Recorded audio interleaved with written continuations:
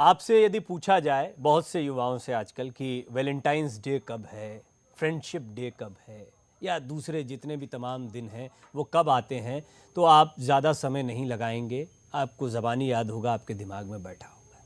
लेकिन मैं आपसे पूछूं कि पुलिस स्मृति दिवस कब है, तो शायद आप थोड़ा सोचने लग जाएंगे, विचार करने लग जाएंगे। लेकिन मैं आपको बता दूं, आज पुलिस स्मृति दिवस है, आज ही का दिन।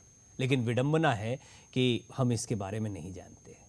आज ड्यूटी पर जान देने वाले पुलिस जवानों को याद किया जाता है, लेकिन इसके लिए पुलिस शहीद दिवस की बजाय स्मृति दिवस मनाया जाता है, क्योंकि औपचारिक तौर पर पुलिस कर्मियों के लिए शहीद शब्द का इस्तेमाल नहीं किया जाता है। आज का ये कार्यक्रम बेहद अहम है। हम बहुत बुनियादी बात करना चाहते हैं, हम एक ऐसी बात करना चाहते हैं जिससे अक्सर हम बचना चाहते हैं, जिस पर हम ध्यान नहीं देना चाहते हैं। पुलिस वालों की असली स्थिति क्या है? पुलिस कहते ही आपके जहन में करप्शन आ जाएगा, पुलिस की एक नकारात्मक छवि आ जाएगी, फिल्मों में जिस तरह से पुलिस को पेश किया जाता है वो आपके सामने आ जाएगा। लेकिन ये तस्वीर हमेशा सच नहीं होती, और ना ही ऐसा है कि सारे के सारे पुलिस वाले करप्ट हों। ज़्यादातर पुलिसकर्मी मेहनत भी करते हैं और उन्हें बदले में वो मेहनताना नहीं मिलता जो किसी और को उतनी मेहनत के लिए मिलना चाहिए, बल्कि वो और ज़्यादा कठिन परिस्थितियों में काम करते हैं।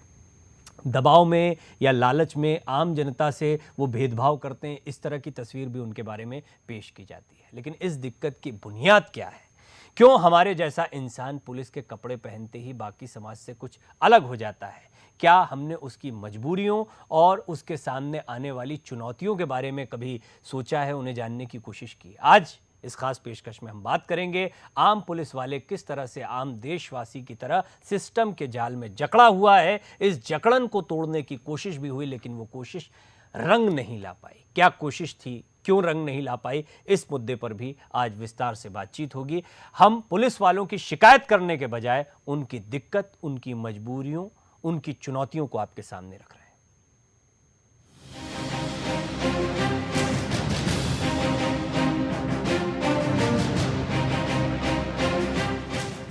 आज से 57 साल पहले अक्टूबर 1959 में पुलिस की एक बेहद छोटी टुकड़ी ने लद्दाख में दुश्मन के सामने असाधारण वीरता का परिचय दिया था। मातृभूमि की रक्षा करते हुए यह टुकड़ी शहीद हो गई थी। तब से लेकर हर साल 21 अक्टूबर को देश पर न्योछावर हो जाने वाले बलिदानी पुलिस जवानों को याद किया जाता है। लेकिन 57 साल बाद की विडंबना यह है कि पुलिस और समाज का जो रिश्ता आत्मा और शरीर की तरह होना चाहिए था, आज असमंजस की स्थिति में है। फिल्मों और टीवी ने चंद लोगों की काली करतूतों को इतना ज्यादा दिखाया कि हर आम नागरिक को पुलिसकर्मियों के साथ असहजता होने लगी। लेकिन इस दौरान हम में से ज्यादातर देशवासियों का ध्यान उन हालातों की तरफ नहीं जाता जिनमें रहकर पुलिस के जवान देश के कोने कोने में हमें सुरक्षा देने की कोशिश करते हैं। पुलिस ही वो विभाग है जिसमें छुट्टी नाम की चीज जैसी कोई जरूरत परिभाषित ही नहीं है। जब तक जरूरत है जवानों को तैनात रहना होगा। अगर कुछ फुर्सत मिली और फिर काम पर आना पड़ा तो बिना देरी किए फिर ड्यूटी के लिए दौड़ना पड़ेगा। दिवाली हो, ईद हो, तीज हो, त्योहार हो, पर जब देश के लोग अपनों के बीच खुशियां मनाते हैं तो पुलिस जवानों पर काम का बोझ और ज्यादा बढ़ जाता है। लिहाजा उस वक्त छुट्टी तो बस पुलिस कर्मियों के लिए एक सपना होती है। इसके साथ पुलिस जवानों की तनख्वाह बाकी सरकारी विभागों की तुलना में कम है। देश की आबादी 1 अरब के पार है, लेकिन पुलिस कर्मियों की संख्या आबादी की तुलना में ना के बराबर है। जिस तरह डॉक्टर, बैंककर्मी और दूसरे सरकारी कर्मचारी अपने संसाधनों की कमी को वजह बताकर हड़ताल कर देते हैं, उस तरह आपने कभी पुलिस कर्मियों को हड़ताल करते नहीं देखा होगा। पुलिस विभाग को नागरिकों की सुरक्षा करने के लिए जो संसाधन दिए जाते हैं, उसमें समाज को सुरक्षित करना और भय मुक्त महसूस कराना असंभव सा काम है। चंद पुलिस वालों की कारस्तानी की वजह से पूरे समाज में पूरा पुलिस विभाग ही खलनायक की नजर से देखा जाता है, जबकि यही समाज उन हालात पर गौर करना जरूरी नहीं समझता जिसके बीच रहकर पुलिस का जवान हमारे लिए काम करता है। जरूरतों और सहूलियतों को देखा जाए तो आज भी देश के ज्यादातर पुलिस वालों को रहने के लिए वो घर दिए जाते हैं जो पुराने दौर में बैरकें थीं। आप देश के ज्यादातर थानों को देख सकते हैं। इमारत को देखते ही गिरने का अंदेशा पहले होता है। सर्दी, गर्मी, बरसात में तंबूनुमा चौकियों में रहकर पुलिस वाले डटे रहते हैं। हकीकत आपके सामने रखी जाए तो केस की जांच पर निकले पुलिस वालों के पास सरकारी गाड़ी में तेल भरवाने के पैसे भी नहीं होते। नतीजा ये है कि आज पुलिस फोर्स में भर्ती होकर देश की रक्षा करना नौजवानों का जोश नहीं रह गया है। कई बार पुलिस सुधारों की बात हुई, लेकिन आज तक पुलिस के जवानों को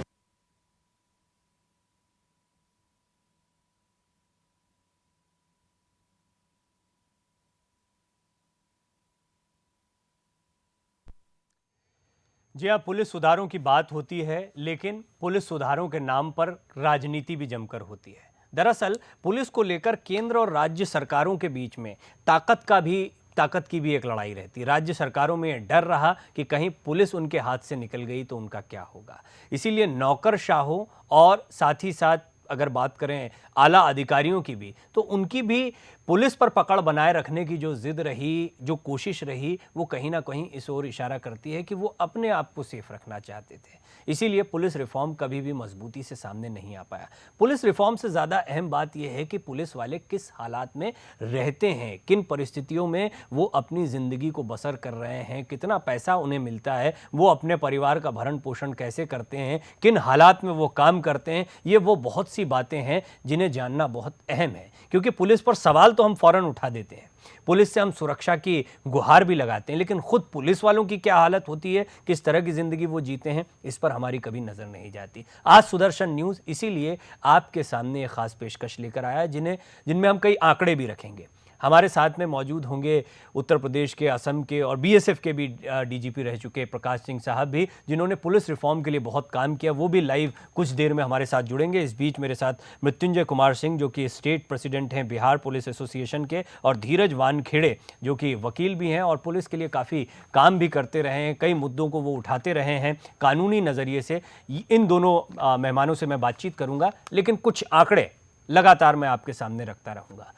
दरअसल पुलिस की अगर बात करें और ख़ास तौर पर उसकी नकारात्मक छवि की बात करें, तो आज़ादी के बाद पहली बार जनता ने साल 1975 में जब इमरजेंसी लागू हुई थी, तब पुलिस का भयानक रूप देखा था, या फिर पुलिस का गलत इस्तेमाल देखा था। सच बात की जाए तो जनता ने यह देखा कि सियासत के आगे पुलिस कितनी मजबूर होती है और किस तरह मोहरे की तरह उसे इस्तेमाल किया जा सकता है। कुछ महत्वपूर्ण बिंदु पुलिस में संस्थागत सुधार से ही कानून व्यवस्था सुधर सकती है। पुलिस आयोग रिपोर्ट और सुप्रीम कोर्ट के फैसले के बावजूद रोके गए हैं संस्थागत सुधार। ब्रिटिश सरकार के वक्त की तरह आज भी पूरे देश में एक पुलिस एक्ट की ज़रूरत है। उस समय पर था, लेकिन आज नहीं है। आज हर राज्य सरकार पुलिस को अपनी पकड़ में रखना चाहती है। इस पर एक अलग बहस हो सकती है, लेकिन ये एक बड़ी वजह है कि पुलिस रिफॉर्म नहीं हो पा रहा, सुधार नहीं हो पाते। सरकारों की उदासीनता की वजह से ये पूरा विकास अटका हुआ है। तमाम विशेषज्ञ इस पर अपनी बात रखते रहे हैं। 1975 के आपातकाल ने जनता को पुलिस की कमज़ोर व्यवस्थाओं और इसके गलत राजनीतिक इस्तेमाल से भी वाकिफ कराया। एक नकारात्मक छवि को पेश किया गया। विशेषज्ञों के मुताबिक पुलिस सुधार के लिए स्वायत्तता बहुत ज़रूरी है। ऑटोनॉमस बनाना होगा, पुलिस को अधिकार देने होंगे। पुलिस के पास किसी जांच के लिए वैज्ञानिक अनुसंधान की सुविधाएं हमारे देश में बेहद कम है और उनसे उम्मीद की जाती है कि वो बड़े बड़े मामलों को हल कर दें। 1 लाख की आबादी पर कम से कम 222 पुलिसकर्मी होने चाहिए, और भारत में 1 लाख आबादी पर केवल 182 पुलिसकर्मी है। और जापान में यह संख्या 205 है, अमेरिका में 211 और इंग्लैंड में 257। ऐसे कई आंकड़े हैं जो लगातार आप अभी हमारी चर्चा के दौरान देखते रहेंगे। ये जानकारियां हम लगातार आपके सामने रखते रहेंगे। लेकिन मैं सबसे पहले मृत्युंजय कुमार जी के पास जाना चाहूँगा। मृत्युंजय जी, बहुत स्वागत है आपका सुदर्शन न्यूज़ पर। सबसे पहले तो state president Bihar police association, ये पुलिस एसोसिएशन सुनते ही थोड़ा सा लोगों को शायद जानकारियां भी नहीं होगी कि पुलिस की एसोसिएशन भी हो सकती है। पूरे देश में अगर कहीं एसोसिएशन है तो वो बिहार में है। इसकी जरूरत क्यों पड़ी और आपको क्या लगता है, क्या पूरे देश में इसकी जरूरत है? सर, ये हमारा बिहार पुलिस एसोसिएशन उस समय है जब देश गुलाम था, अंग्रेजों की हुकूमत थी और इसकी स्थापना 1920 में हुई थी। कारण इसलिए था कि निचले क्रम के जो पुलिसकर्मी थे मूलतः भारतीय थे और ऊपर क्रम के जो पुलिसकर्मी उस समय आईपी कहे जाते हैं, जो आज आईपीएस कहे जाते हैं, अधिकतर बड़े बड़े जमींदार या अंग्रेज थे या वैसे जो उनके करीब थे वैसे होते थे। नीचे के पुलिस कर्मियों की जो समस्याएं थी कोई सुनने के तैयार नहीं था और हमारे पुलिसकर्मी उस समय अपने नौकरी छोड़ के भारत के स्वतंत्रता संग्राम आंदोलन में शामिल होने लगे। अंग्रेज सरकार को लगा कि जितने ट्रेड पुलिसकर्मी हैं अगर स्वतंत्रता संग्राम आंदोलन में चले जाएंगे तो आंदोलन को मजबूती मिलेगी। उन्होंने कहा कि आप लोग एक संगठन बनाइए, संगठन के माध्यम से आपकी समस्याएं जितनी है मूलभूत समस्या है जिसके आप पुलिस रिफॉर्म की बातें बोल रहे हैं उसके माध्यम से हम सुने जाएगी या समाधान किया जाएगा।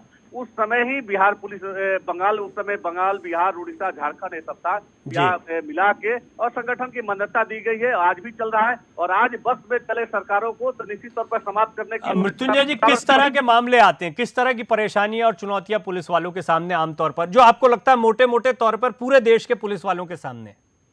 मैं तो पहला नंबर बिहार के से हट के पूरे देश में पुलिस संगठन खड़ा करने के दिशा में प्रयासरत हूँ। हर जगह बिहार के अलावा देश के अन्य पुलिस कर्मियों से संपर्क में बनाया हूँ और यहाँ के संविधान वगैरह की कॉपी भी दिया हूँ। और जहाँ तक समस्या है अधीनस्थ पुलिस कर्मियों की नीचे वाले जिसकी थाना प्रभारी एसएचओ होते हैं, इंस्पेक्टर, इसमें सारे सदस्य मेंबर होते हैं, वे सीधे जनता से जुड़े होते हैं और सरकार के जो आईपीएस होते हैं वो बैठे हुए हर जिले में होते हैं, एसी रूम में बैठे हुए होते हैं और एसी रूम में बैठ के सारे दिशा निर्देश देते हैं और थाने में बैठे वाले पुलिसकर्मी किस स्थिति में किस परिस्थिति में अपने कर्तव्यों का निर्वहन कर रहा है वो उनको नहीं देखते हैं, केवल आदेश पादेश देते हैं। आज एक छोटा सा उदाहरण मैं बताना चाहता हूँ, बिहार के उदाहरण में बताना चाहता हूँ।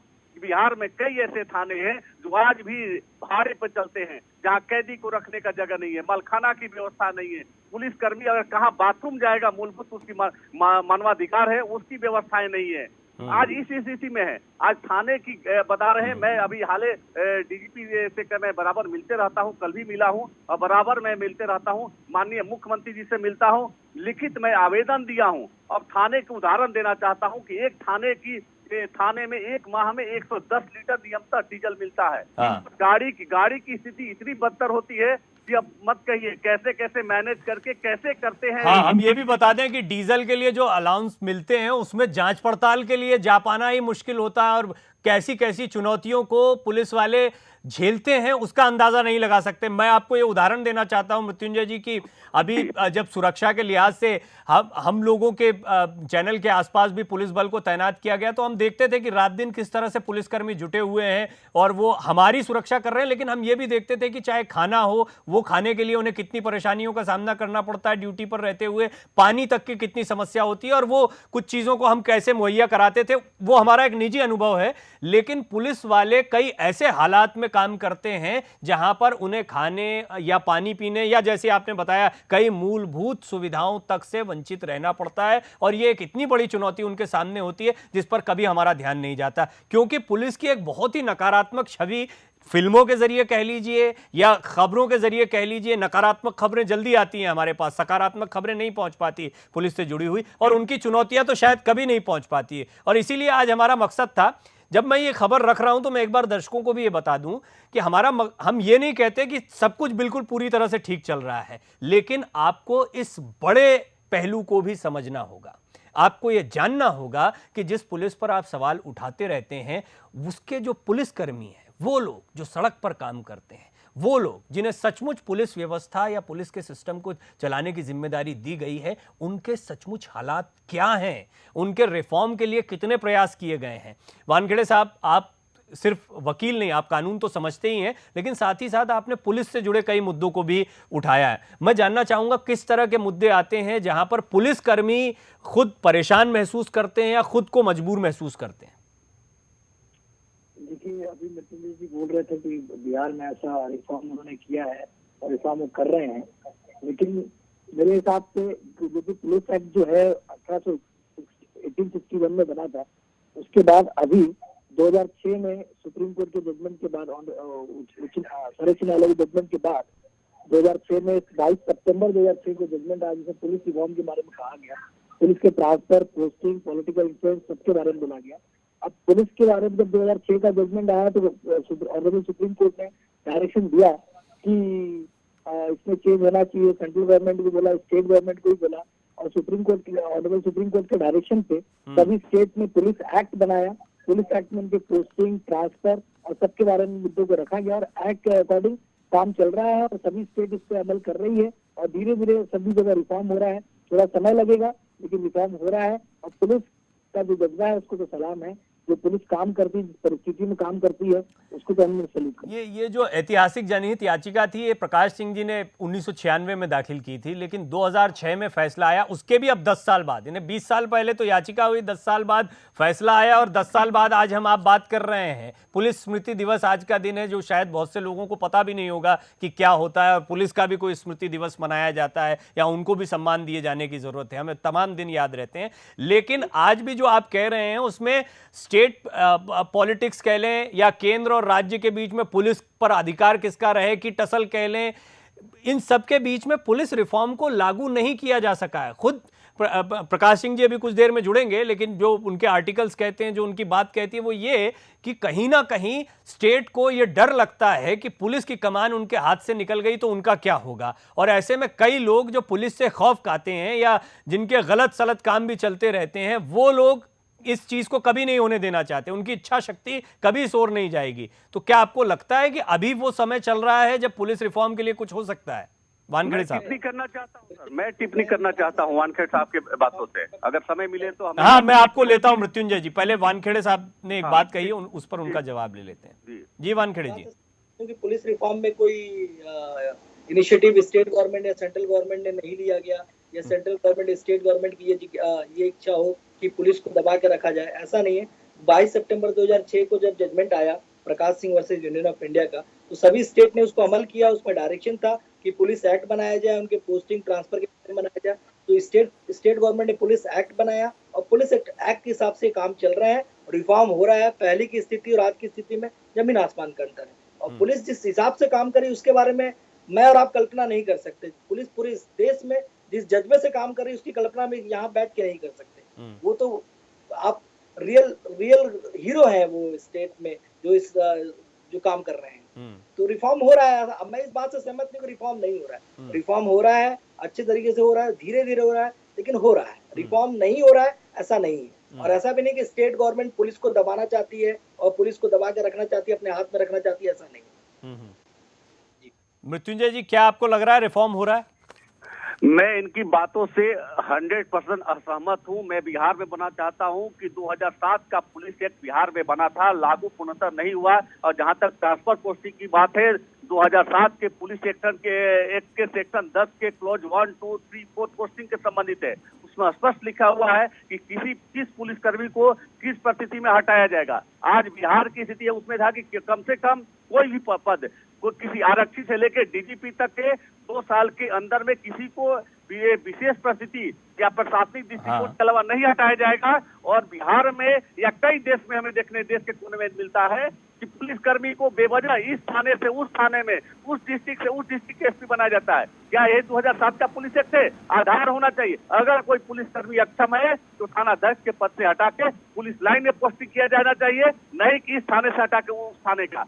पुलिस पोस्टिंग के बाद के डेट में मैं टीवी चैनल, मैं अपने फेसबुक पर ट्वीट किया हूं कि आज के डेट में योग्यता, दक्षता, कर्मठता को किनारे करके पोस्टिंग किस सिस्टम के आधार पर रहा, ये जांच का विषय है। माननीय मुख्यमंत्री जी को मैं 28 फरवरी को एक लिखित आवेदन दिया था कि थाने की पोस्टिंग की समीक्षा करने की आवश्यकता है। उन्होंने बयान दिया, टीवी में, विधानसभा में, पुलिस मीटिंग में दिया, लेकिन आज तक कहीं नहीं हुआ। ये नहीं है कि पुलिस एक्ट 2007 का है, लागू होना चाहिए और क्रमोवेश देश के अन्य राज्यों में होता है और हर राज्य में पुलिस संगठन। मैं आपकी बात में कुछ जोड़ना चाह रहा हूँ। वानखेड़े साहब जो अभी कह रहे हैं मृत्युंजय जी, वो बात बिल्कुल वो जमीनी तौर पर जुड़े हुए हैं और वो इन चीज़ों को लगातार फॉलो कर रहे हैं। मुझे लगता है कि वो इसको और बेहतर तरीके से हमें समझाएंगे। लेकिन मैं आपको ये भी बता दूं, ये प्रकाश सिंह जी की बात बता रहा हूं मैं, ये आंकड़ा उन्हीं के आर्टिकल से लिया हुआ है। 17 राज्य सरकारों ने अपने फायदे के लिए अपने मुताबिक अधिनियम बना लिए, जिसकी वजह से सुप्रीम कोर्ट का आदेश टल गया।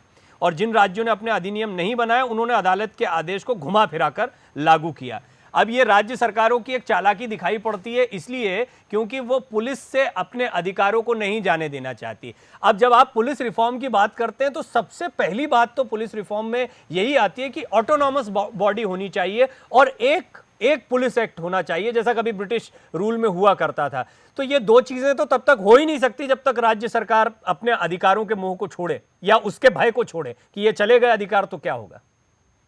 नहीं, मैं मृत्युंजय जी से डिबेट करने ये नहीं आया पुलिस रिफॉर्म पे, कहा मैं लीगल पॉइंट पे बताना चाहूँ। Prakash Singh versus Union India judgement के बाद रिफॉर्म हुआ है और हम जो अब बिहार में बैठे, बिहार में क्या स्थिति है उसके बारे में तो चर्चा नहीं करना चाहूंगा, क्योंकि हमारे छत्तीसगढ़ में 2007 में एक्ट बना और एक्ट में रिफॉर्म की बातें कही गई, रिफॉर्म हुआ और यहाँ से जादू से पुलिस काम कर रही है। अब वो क्या हुआ बिहार में नहीं हुआ, मैं इस पर डिबेट नहीं करना चाहूंगा मृत्युंजय जी से।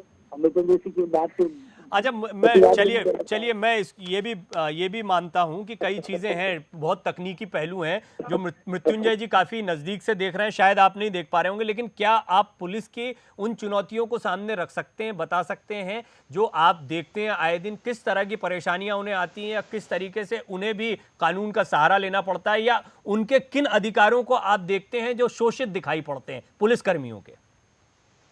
अब शोषण कभी उनकी पोस्टिंग पे लेके उनका ट्रांसफर हो गया, उनकी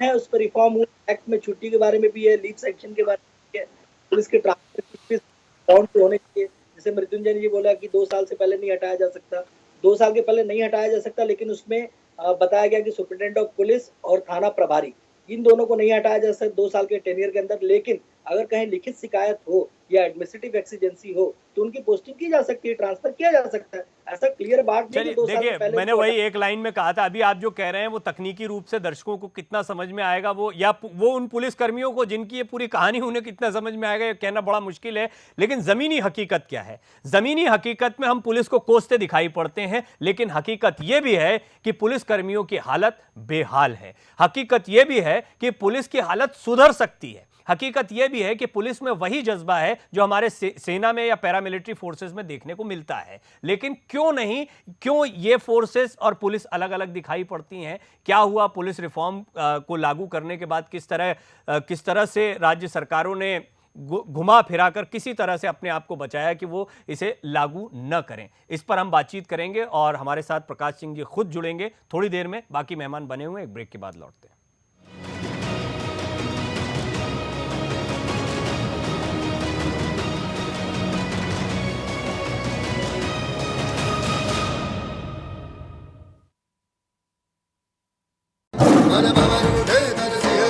जब खबर उठे के सिंघम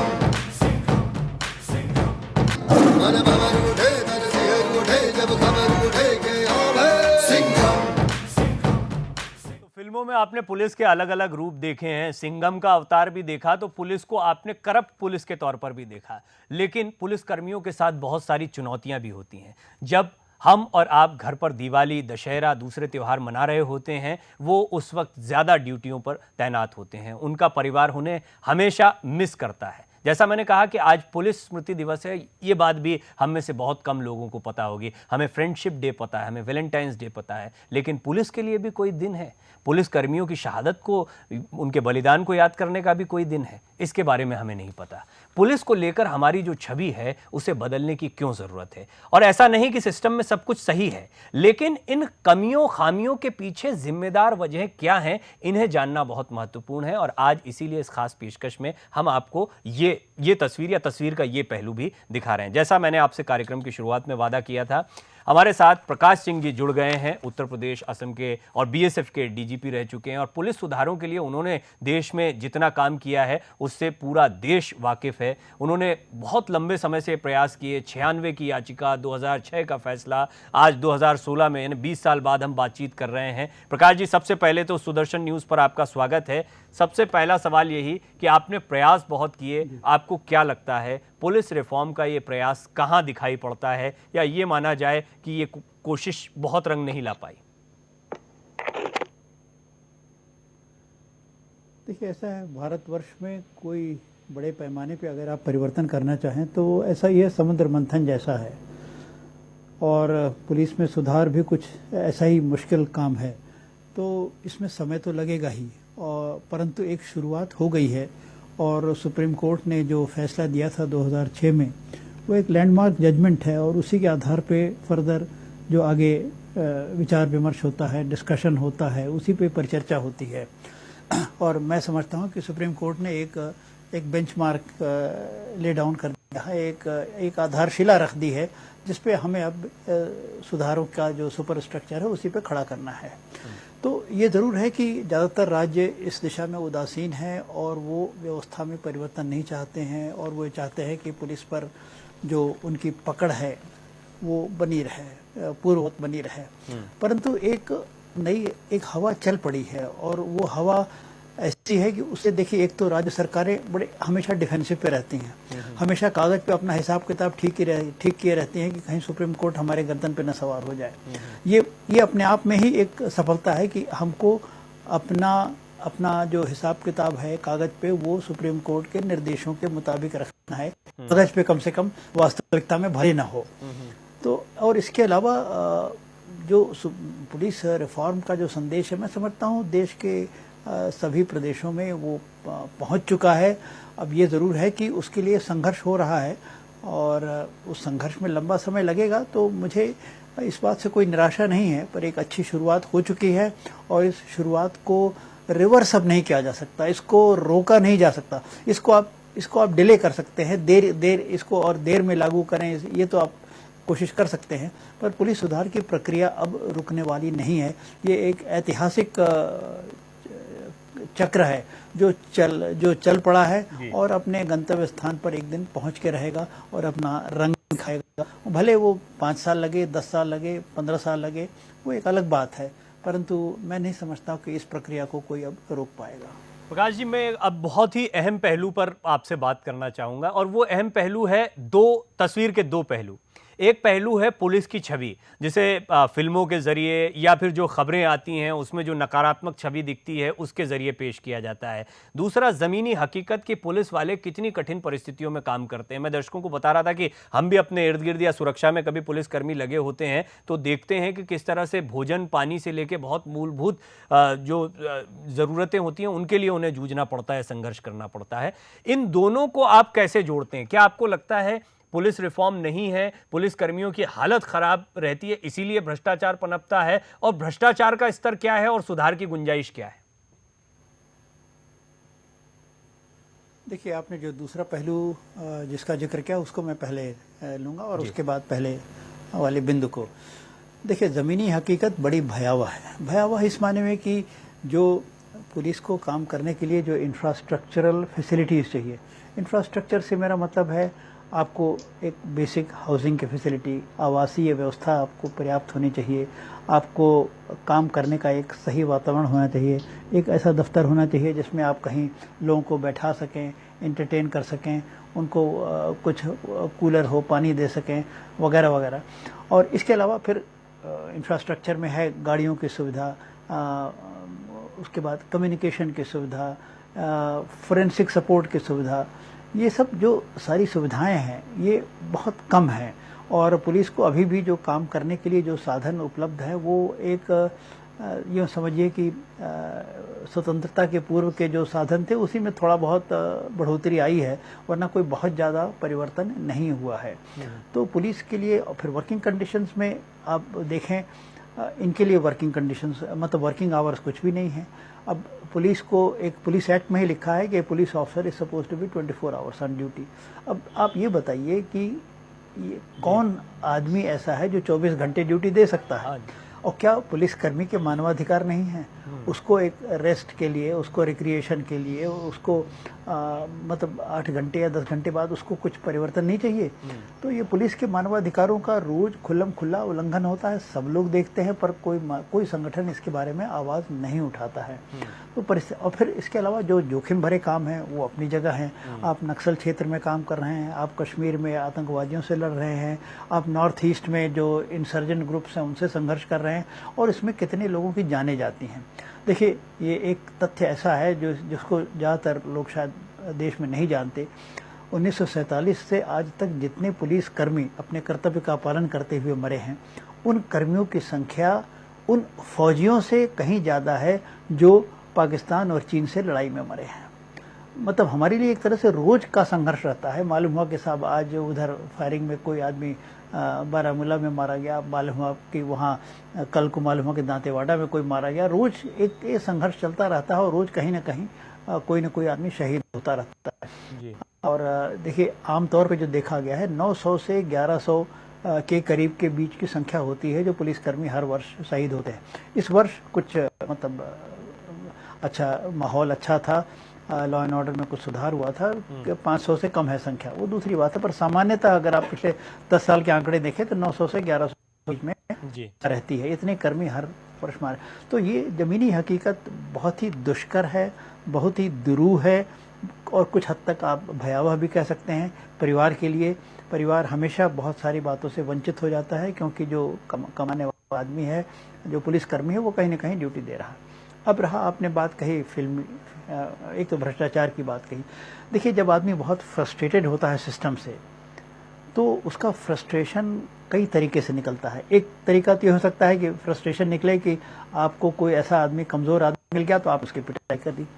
अब एक कोई आदमी नेता है उसको तो पिटाई नहीं करेंगे, पर कमज़ोर आदमी मिल गया जिसको कोई पूछने वाला नहीं है और आप फ्रस्ट्रेटेड हैं कि भाई इतने घंटे काम हो गया और ये नहीं हो रहा, तो उसी को दो चार हाथ लगा देते हैं। तो एक तो यूज ऑफ फोर्स हो जाता है ये फ्रस्ट्रेशन निकलने का।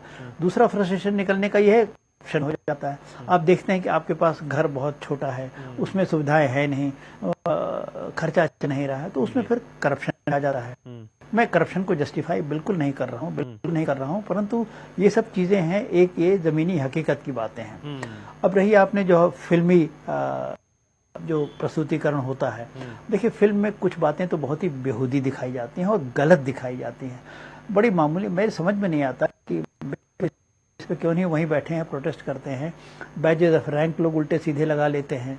अच्छा उसके बाद थाने में दिखा देते हैं कि साहब वो डांस हो रहा है, थाने में डांस होते नहीं देखा है। ठीक है, पुलिसकर्मी चले जाएं, बार में चले जाएं, वहां पे डांस देख ले, वो दूसरी बात है, पर थाने के अंदर ऐसा नहीं होता। पर एक तरफ जहां हास्यास्पद और गलत प्रस्तुतिकरण, तरफ कुछ अच्छा भी होता है। अमिताभ बच्चन की एक फिल्म थी, उसमें अमिताभ बच्चन खुद ही पुलिसकर्मी बने हैं, ये अच्छा प्रस्तुतिकरण है। अजय देवगन के कई फिल्में हैं, उसमें भी पुलिस अधिकारी की बड़ी अच्छी भूमिका दिखाई गई है। तो फिल्मों के बारे में जनरलाइज नहीं किया जा सकता है। कुछ मतलब पुलिस को स्थिति अनाचार, दुराचार से लड़ते हुए दिखाया गया है और कुछ जगह पुलिस का मजाक भी उड़ाया गया है कि किस तरह से ये लोग आराम तलब हैं, थाने में रंगरेलियां मचाते जो हैं, आपने बात कही है वो बहुत महत्वपूर्ण है कि फ्रस्ट्रेशन क्यों होता है, पहली चीज। दूसरा, इसमें कोई दो राय नहीं है, भ्रष्टाचार को जस्टिफाई नहीं किया जा सकता, लेकिन यह भी समझना होगा कि 24 घंटे कौन नौकरी कर सकता है, और वो भी कठिन हालात में, वो भी ऐसे हालात में कौन नौकरी कर सकता है जहां पर जान का जोखिम 24 घंटे बना हुआ है, जहां पर आप ऐसे लोगों से घिरे हुए हैं जो अपराधी हैं, और उस पर यह कि आपका परिवार ऐसी परिस्थितियों में रहता है जो सामान्य लोगों की परिस्थितियों से भी बहुत कमजोर दिखाई पड़ती है। छोटा घर हो, छोटे क्वार्टर्स हो, बच्चों की एजुकेशन से लेकर तमाम चीजों की चिंता है। भ्रष्टाचार को जस्टिफाई नहीं किया जा सकता, लेकिन पुलिस में सुधार की कितनी गुंजाइश है इसका अंदाजा हम सबको लगाने की जरूरत है। और जब पुलिस वालों को हम देखते हैं तो देखने का, तस्वीर का ये पहलू, ये नजरिया भी बहुत जरूरी है। मैंने प्रकाश जी जानकारी ये भी दी कि बहुत कम लोगों को जानकारी होती है कि पुलिस एसोसिएशन भी हो सकती है। बिहार में ऐसा है, और जगहों पर तो ऐसा नहीं है। मृत्युंजय कुमार मेरे साथ जो स्टेट प्रेसिडेंट है बिहार पुलिस एसोसिएशन के, वो भी लगातार बने हुए हैं चर्चा में। शुरू से जब आप जुड़े उससे पहले से वो बात कर रहे थे और आप चर्चा में शामिल हो रहे हैं, इसको लेकर उत्साहित भी थे। तो मृत्युंजय जी हमारे साथ, अब प्रकाश जी भी बने हुए हैं। क्या जमीनी ऐसी परेशानियां हैं जो पुलिस वालों की आप अभी तक सामने रखते रहे हैं, और आपको क्या लगता है कि उनके किस तरीके से उनका निदान किया जा सकता है या उनको ओवरकम किया जा सकता है?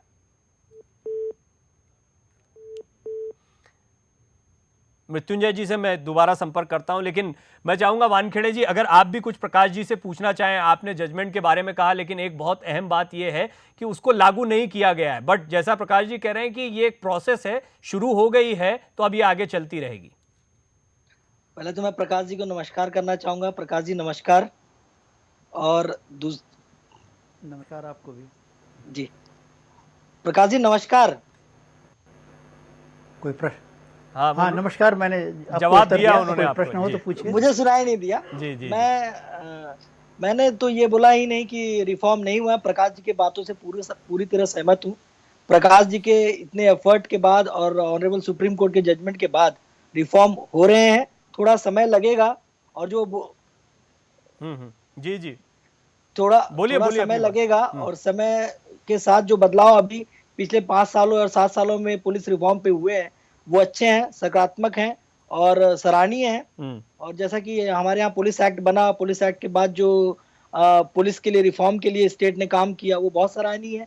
और इसमें प्रकाश जी का बहुत बड़ा योगदान है। प्रकाश जी ने इतना बड़ा लैंडमार्क जजमेंट लाया, पूरे देश में पुलिस वालों को उससे फायदा हुआ। और इंडियन पुलिस जिस हालात में काम कर रही है हाँ। उसकी कल्पना तो बाहर के देश की पुलिस कभी कर ही नहीं सकती। जिस रिसोर्सेज में काम कर रही है, देशभक्ति के जज्बे से काम कर रही है। चलिए, तो अभी सवाल नहीं प्रकाश जी, ये तो साफ है कि आपका जो प्रयास है उसकी तमाम लोग, मैं अभी वानखेड़े जी जो हैं, मैं आपको उनका भी परिचय दे दूं, वो जाने माने वकील हैं और वो पुलिस के लिए काफ़ी काम करते रहे हैं। छत्तीसगढ़ में वहाँ पर पुलिस वालों के मुद्दों को कोर्ट में वो उठाते रहे हैं। और मृत्युंजय जी भी मेरे साथ जुड़ गए हैं, जो कि state president Bihar police association के हैं। मृत्युंजय जी, प्रकाश जी हमारे साथ मौजूद हैं। आप कुछ उनसे पूछना चाहें, कुछ कहना चाहें, किस तरह की चुनौतियाँ पुलिस वालों के सामने पेश आती हैं और आप कैसे उठाते हैं और क्या निदान उनका? प्रकाश जी की मैं बहुत सम्मान करता हूं और देश के बहुत चर्चित अच्छे पुलिस अफसर हैं। उनकी सारी बातें मैंने सुना और जो मैं बातें कहा पिछले आपके टीवी में चैनल में, उन्होंने वही बातें कहा, मेरे दिल के अंदर की सारी बातें रखा। सही मायने में आज के डेट पे पुलिसकर्मी एवरेज 15 से 16 घंटा ड्यूटी कर रहे हैं। अब वो भी तो मानव है, वही इंसान है, कोई कंप्यूटर तो नहीं, रोबोट तो नहीं है ना। आज पुलिसकर्मी की स्थिति हो गई है कि एक पुलिसकर्मी के पास 40 से 50 केस हो गए हैं और उसके दोनों ड्यूटी, कांड के अनुसंधान भी कर रहे हैं, विधि व्यवस्था ड्यूटी भी कर रहे हैं। अब बताइए कि जिस अनुसंधान पर किसी की जजमेंट होता है, न्यायालय फैसला देता है, उसके एविडेंस के आधार पर अनुसंधान कितना गुणवत्ता के आधार पर कितना सही होगा, ये देखने की चीज है। सारे के सारे चीज प्रभावित हो रही है। राष्ट्रीय मानक होना चाहिए पुलिसकर्मी की जनसंख्या के हिसाब से, उसका कहीं ख्याल नहीं है। आधी पुलिसकर्मी है और पुलिसकर्मियों पर काम का दबाव बढ़ते जा रहा है। एक पुलिसकर्मी के जिम्मे अगर ड्यूटी की अगर कल्पना कीजिएगा, पहले क्या था और आज क्या था। वीआईपी ड्यूटी हो जाते हैं। आज के डेट में जितने राजनेता किसी क्षेत्र में चले गए हैं, एक गाड़ी थाने की उनके पीछे पीछे घूमते चलो। उसके अलावा बैंक की चेकिंग करनी है, प्रोटेक्शन से लेके बहुत से ऐसे मुद्दे हैं जो पुलिस कर्मियों के बढ़ते काम के बोझ को दिखाते भी रहे। प्रकाश जी, मुझे याद है आपसे एक पिछले कुछ दिनों पहले 2-3 बार जब चर्चा हुई इस मुद्दे पर, तो एक बहुत अहम मुद्दा था जिस पर मेरी आपसे बातचीत हुई थी। वो मैं चाहूंगा कि आज एक बहुत बड़ा खास मौका है, दोबारा उस पर आपसे एक सवाल करना चाहूंगा कि हम सीआईएसएफ और दूसरी ऐसी एजेंसीज भी देखते हैं जो सुरक्षा में लगी हुई हैं। पुलिस और इन एजेंसीज में फर्क क्यों है? एक ही देश में होते हुए कुछ एजेंसीज की स्थिति और काम करने का तरीका हम बेहतर पाते हैं, उनकी स्थिति को बेहतर पाते हैं, और पुलिस की स्थिति बिल्कुल अलग पाते हैं। देखिए, पुलिस के 2 प्रकार के बल हैं। एक तो केंद्रीय बल हैं और दूसरे प्रदेश के बल हैं। जो प्रदेश के बल हैं वो मतलब नॉर्मल पुलिसिंग का काम करते हैं, लॉ एंड ऑर्डर को इन्फोर्स करना और क्राइम डिटेक्शन का काम करते हैं। ये जो सेंट्रल फोर्सेस हैं, ये एक विशेष उद्देश्य को लेकर खड़े किए हैं। जैसे अब सीमा सुरक्षा बल है, ये केवल पाकिस्तान और बांग्लादेश की सीमाओं की सुरक्षा के लिए है। एसएसबी है, वो नेपाल और भूटान की सीमा की सुरक्षा के लिए है। आईटीबीपी है, वो इंडो टिबेटन बॉर्डर की सुरक्षा के लिए है। असम राइफल्स है, वो नॉर्थ ईस्ट में काउंटर इंसर्जेंसी के लिए है। एनएसजी है, वो एंटी टेररिस्ट फोर्स है और एंटी हाईजैकिंग फोर्स है। इसलिए ये जो केंद्रीय बल खड़े किए गए हैं, एक विशेष चुनौती का विशेष परिस्थितियों में सामना करने के लिए ये बल खड़े किए गए हैं और ये केंद्र सरकार के अंतर्गत ये काम करते हैं। अब चूंकि केंद्र सरकार के पास संसाधन अच्छे हैं और ये लोग चूंकि नेताओं से इनका कोई वास्ता नहीं होता है, तो इसलिए इनके काम में कोई दखलंदाजी भी नहीं होती है। दखलंदाजी नहीं होती है तो ये काम अच्छे ढंग से कर पाते हैं, प्रोफेशनल ढंग से कर पाते हैं और सरकार इनको संसाधन उपलब्ध करा देती है। इसलिए इन बलों में की जो वर्किंग कंडीशंस हैं वो काफ़ी अच्छी हैं। टफ ज़रूर हैं। अब जैसे इंडो टिबेटन बॉर्डर पे आप हैं तो आप -20 डिग्री -40 डिग्री पे आप काम कर रहे हैं तिब्बत सीमा पे, या सीमा सुरक्षा बल में हैं तो कभी आप रेगिस्तान में काम कर रहे हैं, कभी जंगल में काम कर रहे हैं। केंद्रीय सुरक्षा बल में हैं, सीआरपीएफ में हैं, तो आप कभी माओइस्ट से लड़ रहे हैं, कभी कश्मीर में लड़ रहे हैं, तो कठिन ज़रूर हैं इनकी वर्किंग कंडीशंस, परंतु फिर भी जहाँ तक पे एंड अलाउंसेस का सवाल है, ये इनकी अच्छी तरह से देखभाल की गई है और उस दिशा में ये संतुष्ट रहते हैं। परंतु वर्किंग कंडीशंस इतनी टफ हैं कि ये बहुत से लोग इसमें से जब 20 साल का समय पास होने लगता है तो ये वॉलंटरी रिटायरमेंट लेके अपने घर चले जाते हैं और अपना खेती बाड़ी या कोई प्राइवेट नौकरी करने लगते हैं। क्योंकि अभी आज असम में है, तो कल गुजरात में, अगले साल गुजरात में है, फिर मालूम हुआ कि केरला में है, फिर मालूम हुआ चौथे साल कश्मीर में है। इससे उनके मतलब वर्किंग कंडीशन बड़ी टफ हो जाती हैं और परिवार से आमतौर पर हमारी पुलिस को विदेशों की कई पुलिस से, स्कॉटलैंड यार्ड और ऐसी तमाम पुलिस से भी कंपेयर करके देखा जाता है। क्या हम ऐसा सुनहरा सपना देख सकते हैं कि हमारे पुलिस बल की भी वही स्थिति होगी, वही सम्मान होगा और उतनी ही स्मार्ट पुलिस होना चाहिए? हमारे प्रधानमंत्री ने कहा स्मार्ट होना चाहिए पुलिस, तो क्या वैसी स्मार्टनेस कभी देखने को मिलेगी और कब तक? आपका तो बड़ा लंबा संघर्ष 20 साल का हो गया है और पता नहीं कब तक चलना है अभी। अब हमारे जी वो वैसा ज़रूर आएगा, पर यह है कि हमारे जीवन काल में शायद नहीं आएगा। उसके लिए 20-30 साल और लग जाएगा, प्रयास करना पड़ेगा हमारे बाद। और लोगों को जैसे होता है ना, बेटन मैं किसी और को हैंड ओवर कर दूंगा, अब इस लड़ाई को आगे जारी रखना पड़ेगा। पर देखिए, भारतीय पुलिस में किसी प्रकार की कमी नहीं है। सच्ची बात तो यह है कि जिन मुश्किल परिस्थितियों में हिंदुस्तान की पुलिस काम करती है, उतनी मुश्किल परिस्थितियां मैंने अध्ययन किया है, देश मतलब दुनिया के किसी देश की पुलिस को इतना संघर्ष नहीं करना पड़ता।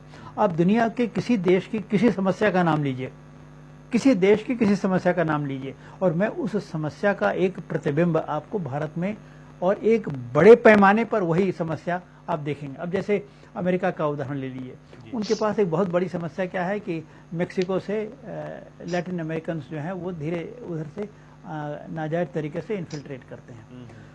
जितना वो इन्फिल्ट्रेट करते हैं उसका 10 गुना, आप उसको 10 से गुणा कर दीजिए तो यहाँ हमारे पश्चिमी सीमा से इन्फिल्ट्रेट करते हैं।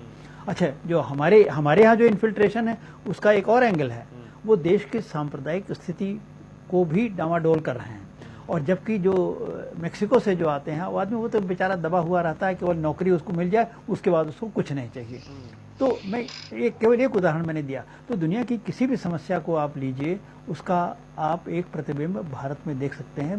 कहने का मेरा तात्पर्य है कि भारतीय पुलिस बहुत मुश्किल परिस्थितियों में अपनी ड्यूटी देती है, और एक तो चुनौतियां बड़ी मुश्किल हैं, उसके अलावा जिन परिस्थितियों में वो काम करती है वो कोई बहुत फेवरेबल नहीं होती है। आज बड़ा महत्वपूर्ण दिन है, जैसा मैंने दर्शकों को शुरुआत में प्रकाश जी बताया था कि आज पुलिस स्मृति दिवस है। पता नहीं कितने लोगों को इसकी जानकारी होगी, लेकिन मैं अब जाते जाते चाहूंगा कि वो लोग जो पुलिस को लेकर एक नकारात्मक छवि रखते हैं, उन्हें चलते चलते आप क्या कहना चाहेंगे कि जो अब कभी किसी पुलिस वाले को देखें या उस पर किसी तरह की नाराजगी है तो वो ये पहलू भी याद रखें, या इस दृष्टि से तस्वीर के इस पहलू को भी देखने की कोशिश करें? देखिए, उन्हें हमेशा ये याद रखना पड़ेगा कि पुलिसकर्मी किसी शैतान की फैक्ट्री में नहीं पैदा होते हैं। पुलिसकर्मी आपके घर से आते हैं। आपका एक बेटा कहीं डॉक्टर बन जाएगा, एक वकील बन जाएगा, मालूम होगा कि एक कहीं पुलिस में चला जाता है, उसी पृष्ठभूमि से आता है। अगर वो आपके मन मुआफिक, आपकी अपेक्षाओं के अनुसार नहीं काम कर रहा है, तो आपको उन परिस्थितियों को समझना पड़ेगा जिस वजह से वो अपनी ड्यूटी सही ढंग से नहीं दे पा रहा है। ये तो ऐसा है कि अब अगर आप वो उन परिस्थितियों को हटा दीजिए, आप जो इस समय राजनीतिक शिकंजा पुलिस पे है, उस शिकंजे को आप हटा दीजिए। मैं राजनीतिक पर्यवेक्षण बना रहेगा, पॉलिटिकल सुपरविजन बना रहेगा, पर पॉलिटिकल स्ट्रैंगल होल्ड जो है, जो गर्दन पे सवार हैं कि नहीं ऐसे काम करो, वो जब खत्म हो जाएगा मुद्दा था। और मुझे पूरी उम्मीद है कि अभी सुनने वालों को इसके काम में बहुत सुधार आएगा। इसलिए पुलिस के बारे में कोई दुर्भावना नहीं रखनी चाहिए, कोई बायस नहीं रखना चाहिए। वो आप ही के भाई बंधु हैं। प्रकाश जी ने कहा और हमने कहा था कि आज जो दिन है उसमें प्रकाश जी बड़ा संघर्ष करते रहे और 20 साल का ये बड़ा संघर्ष हो गया। उस संघर्ष को वो उम्मीद करते हैं कि वो मकाम तक भी पहुंचेगा। लेकिन मैं तो उम्मीद करता हूं, आपने जैसा कहा आपके जीवन काल में नहीं, मैं तो उम्मीद करता हूं आप इस रिफॉर्म को जरूर देखेंगे और आपके सामने ये होगा, आपके शुभ हाथों से होगा। बहुत शुक्रिया प्रकाश जी, आप हमारे साथ बने रहे। मृत्युंजय जी आपका बहुत शुक्रिया। वानखेड़े साहब आपका बहुत शुक्रिया, आप चर्चा में हमारे साथ बने रहे।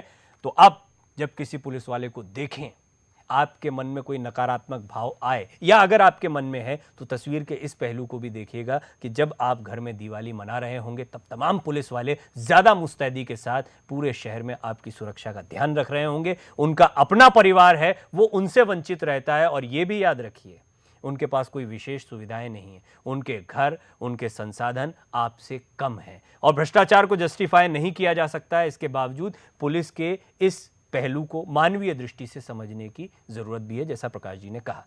तो बहुत बहुत शुक्रिया तमाम दर्शकों का भी। लगातार सुदर्शन न्यूज पर हम इस तरह के मुद्दे आपके सामने रखते रहेंगे। जय हिंद। मन भवन उठे तन सिर उठे जब खबर उठे के आवे सिंघम मन भवन उठे